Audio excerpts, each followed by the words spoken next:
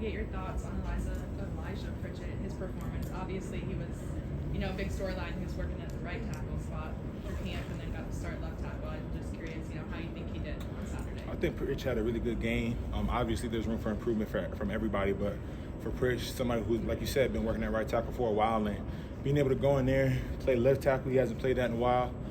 He played a really good game, and I'm very excited to see how he progresses through the season. How chaotic was that beginning of the game for you with Proctor being out and then the play where you and Parker's helmets both came off? Just kind of, what did that show about the offensive line, how y'all kind of always have to be ready?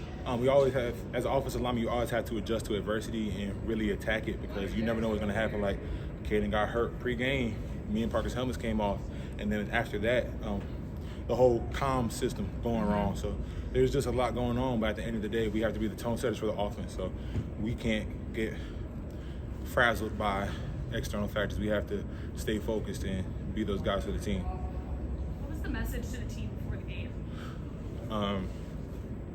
Make them believe that we're still Alabama.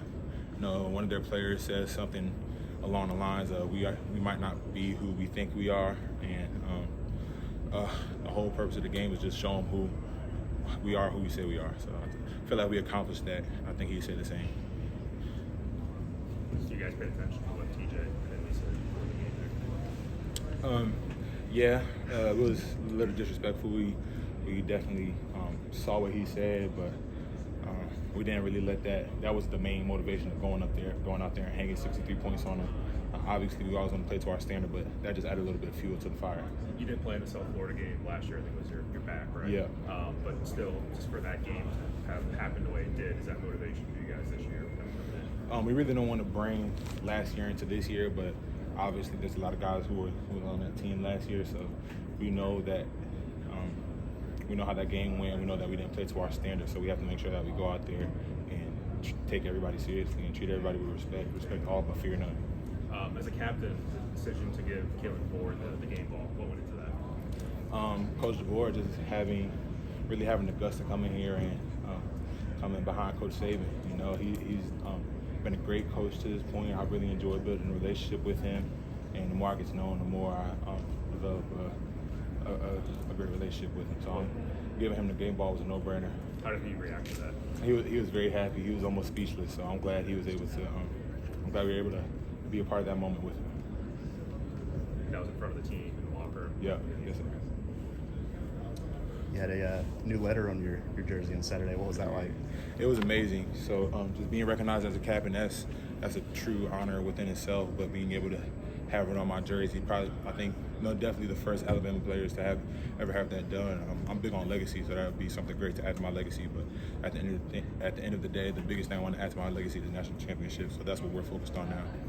This is kind of y'all's first normal game week, Sunday to Saturday.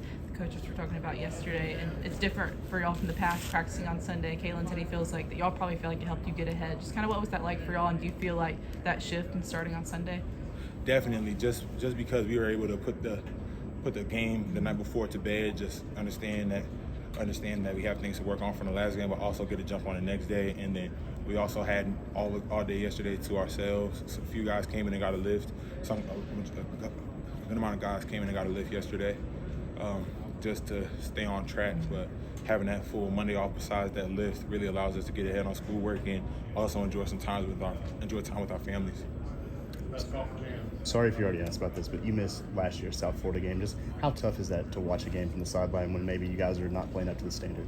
Oh, it's super tough, especially being a leader on a team, not being able to physically affect the game. But I just had to really go into coach mode, I would say, and really help my team in that aspect. So I was hypercritical of Ferg started that game, so I was hypercritical of him, trying to get him better.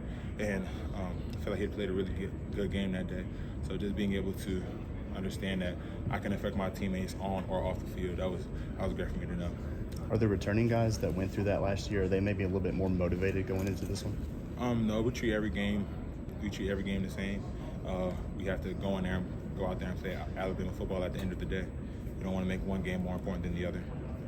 Played with Elijah on the left side in the spring, and then all of a sudden he's next to you again in this game. How did that go communication-wise? It went really well, and everything happens for a reason, so all those reps paid off.